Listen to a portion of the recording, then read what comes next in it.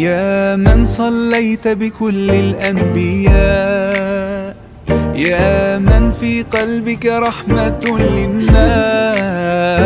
يا من